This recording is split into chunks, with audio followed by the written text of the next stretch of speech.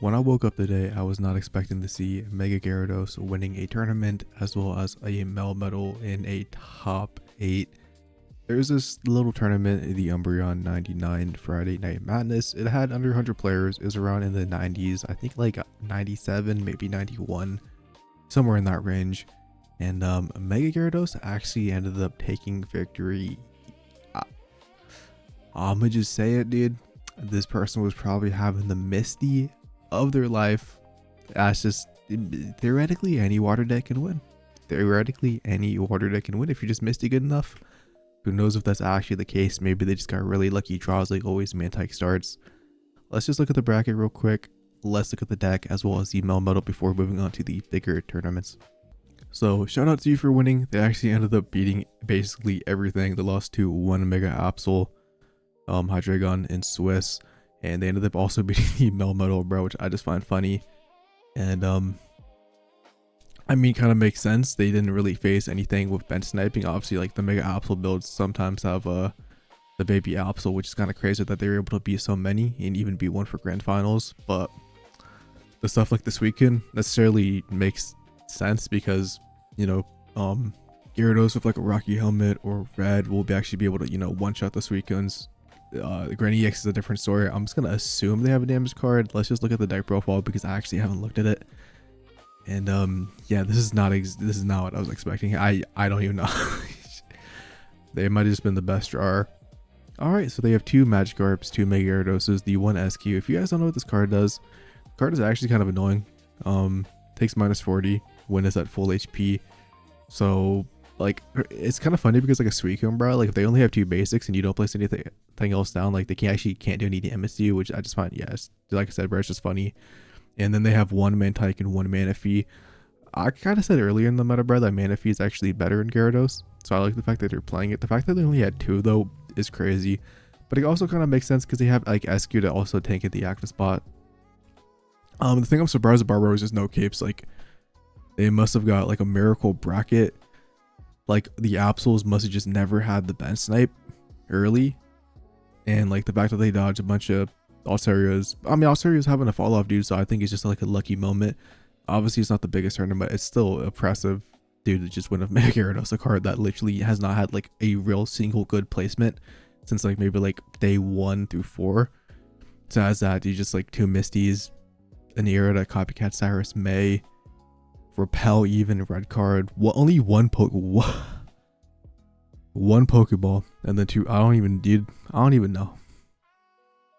Like if we go back to the tournament, like it says standard format. I was like reading the rules. I don't see anything like there's like a special. Yeah, there's just no rules. So like this wasn't even like a Mickey Mouse tournament. This was like a full-on standard format, and they just won with this crazy list. Obviously, lucky bracket and lucky games, I will say that. Congrats to the player. Obviously, is this going to be something that shakes up the meta? No. Is this going to be something you see in ranked? Yeah, maybe some people do try it, but it's not going to be something that stays.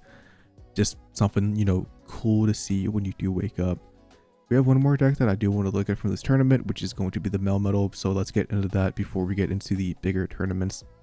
So Nuggy is a name that I actually kind of recognize, seen them a lot, and yeah, so they ended up going 4-2 to make Swiss. They ended up winning in top 16, lost to the Gyarados. Not surprised. I mean, like, yeah, I kind of have to have two Melmetals. It's not actually impossible because I've actually beat Gyarados before when I was playing Metal like the first week.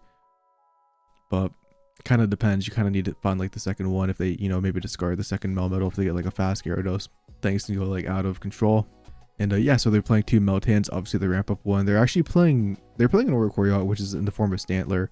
And they're playing the one Mantike. Mantike makes second because you can go first with the Meltan to get that extra energy. So that is like another way to be able to ramp it up, dude, without, you know, taking damage. And that's like probably like maybe like a reason they lost, because maybe something got KO'd before like a Mantike, so they weren't able to go in like the two Melmetals or something. Or actually they're not playing Memory Light. With them not playing Memory Light, it's almost impossible for them to actually go through two Melmetals. I was kind of assuming they did because I always thought that card was really good in Melmetal, because you like, you know, go aggro with one, and if you needed like one last hit, maybe with like a Cyrus or a Sabrina, you could Memory Light the second one and then charge it up, take a hit. However, they obviously don't have that. They just have Rocky Helmet, 2 Steel Apers, and they have 2 copycats over like the Traveling Merchant, which actually I feel like makes sense. You know, copycat overall is just like a better card. And besides that, you know, Sabrina Red don't have a Cyrus, they have the Stantler. If you don't know what this Pokemon does, it does 70 if it has a tool, so it's just an Oricorio out. And I mean, once again, lucky bracket.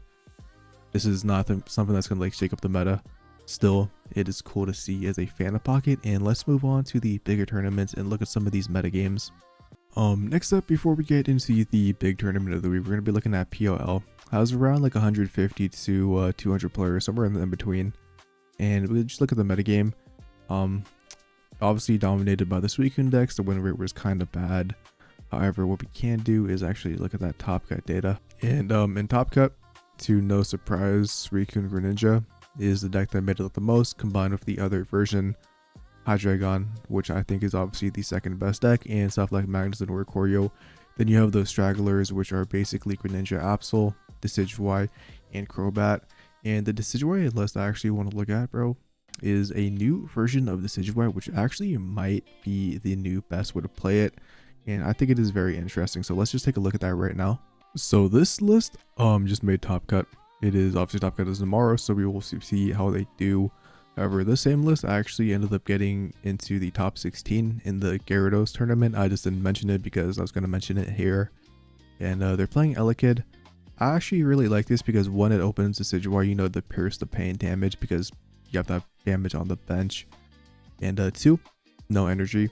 And there's sometimes where like you need to go like a non-EX Decidueye, have another Pokemon just to be able to, one, find the right evolution, or just, you know, get that extra energy. So I kind of like that extra Pokemon. And I used to like 3 hills minimum in the Decidueye list, but they only have 1 Lily. And I think that's fine because stuff like Altaria is going to 2-tap the Decidueyes anyways, as well as stuff like Hydreigon. Hills are only really impactful in the Decidueye matchup, but maybe if you can snap the Froakies first, it won't really matter, as it's still going to be a struggle to like kill like a Decidueye EX with a Leaf Cape. So they have a 2-1-2 line with the only 1 nut Decidueye, 2 Elekids, 2 Pokeballs.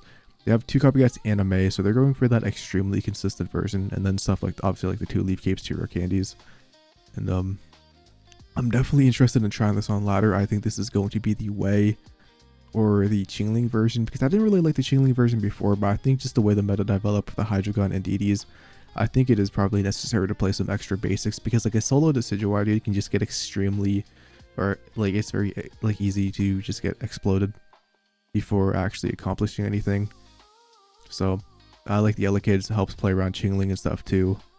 So we'll definitely be trying this. And let's move on to the biggest tournament, which I think has around like 400 players, if not a little bit more. So the final tournament is going to be the Pocket Maz number 11. And real quick for the metagame, Suicune is the most represented, followed by Hydreigon, Altaria, Magnezone, and then the other version of Greninja, which is basically the double Greninja variant. And you can see here, bro, the Suicunes are having a pretty low win rate for the most represented ones. Actually, both of them are having a low win rate at that 40. However, if we do go to the top cut data, bro, because that is the data that is the most important, Greninjas did end up making it through 16, as well as 4 of the other version.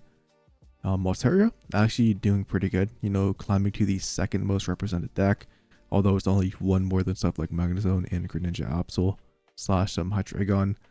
We actually have 7 Decidueyes, and besides that, we have some other fun, cool decks to look at. And I think we're just going to look at that, bro. And I think the first deck is going to be Flareon, followed by the Jolteon.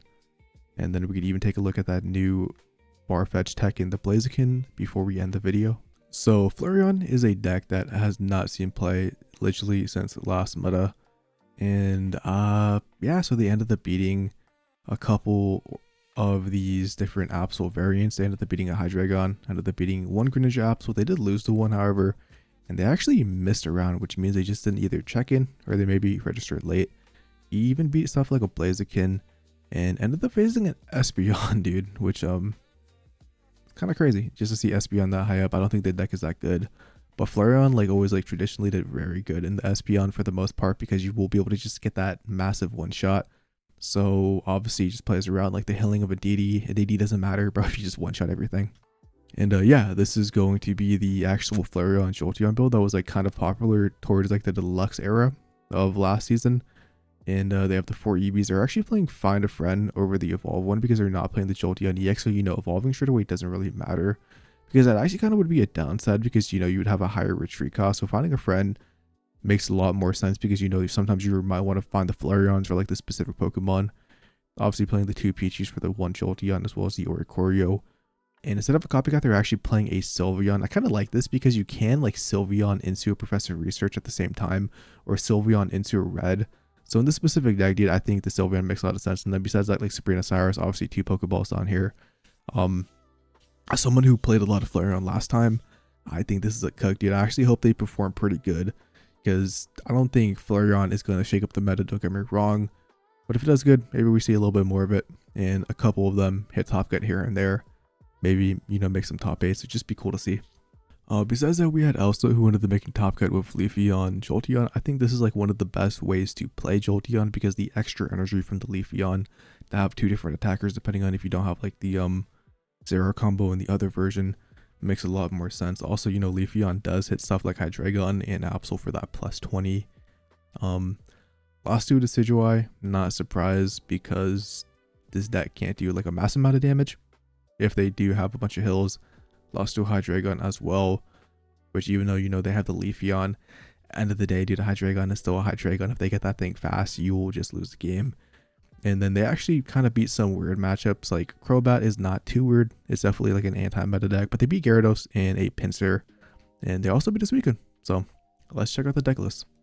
Alright, so this is just pure Leafeon. They have the one that does the 60. I like this list. They have the 2 EV bags, the red, the Sabrina, double copycat, the double Cyrus, as well as the 1 giant cape. They're actually only playing 1 ball, which is I think something that is probably like the most interesting. At the same time, because you have 2 copycats, it kind of makes sense because everything is an EV. So like in another deck where you obviously want 2 Pokeballs and maybe find something fast, like a specific Pokemon, as long as you copycat, you probably should be finding at least 1 or 2 more. So the 1 ball does make sense in the specific Jolteon list because, like I said, bro, it is only Eeveelutions and EVs. And I think it's a cook, dude. I think the deck is cool. It is something fun. And like I said, bro, for the other deck, I hope it performs good tomorrow and is able to climb higher in the bracket.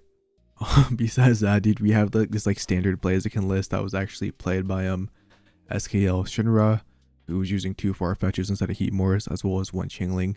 Besides that, it's just like a standard Blaziken list. Farfetch is obviously just here to knock out baby Pokemon, do some offensive pressure, and then Chingling is just, obviously prevent rare candies from other rare candy decks. So I just find it funny, and not really much to say. It's just Farfetch for Blaziken. We also have another Blaziken list, dude. The end of the beating, a bunch of Decidueyes, which is kind of funny, and Hydreigons. Lost to an Altaria, which is not surprising, Chingling lock and all that stuff. But they're playing an interesting tech. They're playing Goomy over 2 Heatmores. Obviously, Goomy prevents stuff from going aggro right away. It makes Chingling not be able to Chingling you, so you can't like set up those rare candies and stuff. So I think it's a cool tech. Besides that, I mean, it's like a pretty standard list. It has double Cyrus, which is surprising because only 1 Heatmore. At the same time, you always want to find it. 1 Guzma without the Rocky Helmet. Basically, they're not playing Rocky Helmet, so they're playing Guzma because you kind of have to play either or. And yeah, even the 1 red card. I like the 1 red card of the Goomy. I just think the deck is just cooking, bro. I think it's just, a cool tech in Blaziken. A fun way to play it, and it paid off. The last deck I want to look at is by Nope, who is actually 6-1 of Jolteon, losing the first match to a Suicune. Besides that, kind of be like every other meta deck that is relevant, besides like something like Blaziken, and I guess the Decidueye as well. Yeah, this is just like a more standard Jolteon list. 2 EVs, 2 Jolteons, 2 Zeras, double Elemental Switch, double Copycat, like the EV bag, X Speed, stuff like that, double Cyrus. This is just like traditional Jolteon. I think I like the Leafeon version a little bit more personally, just because I find like Zera kind of annoying, because if you don't open the Zera, it's like basically a dead card, where like Leafeon, has the value. So I probably would play the other version. This version kind of has higher peaks if you do have that going first, E-Switch Zera combo. So that is just always something to take account, or like that's always something to like, just think of. And besides that, I think that does it. I mean, we looked at the meta. Oh, actually, something to note that I actually forgot, dude. Real quick. If we just look at the standings before Top Cut tomorrow, you can just see here, bro, it's just all Suicune and Hydreigon, which is very funny. You have a couple Magnezones, you know, towards the bottom. And if we go to the standings of Pocket Mads, you can see here, it's actually a lot more like Altaria and Hydreigon. You have like the Suicunes more towards like the bottom of the bracket. But obviously, probably tomorrow, you know, the Suicunes are going to be at the top. The Suicune will probably win the event. If not, it's going to be Suicune, Altaria, or Hydreigon. I don't see any other deck winning. If the Decidueye manages to win, would be sick to see. I don't think it is personally, but maybe they get a God bracket, maybe they get some God hands. Anyways, I think that does it for the meta report. Hopefully you guys enjoyed this one. Let me know which was your favorite deck that we talked about. And peace out. Have a lovely day as always.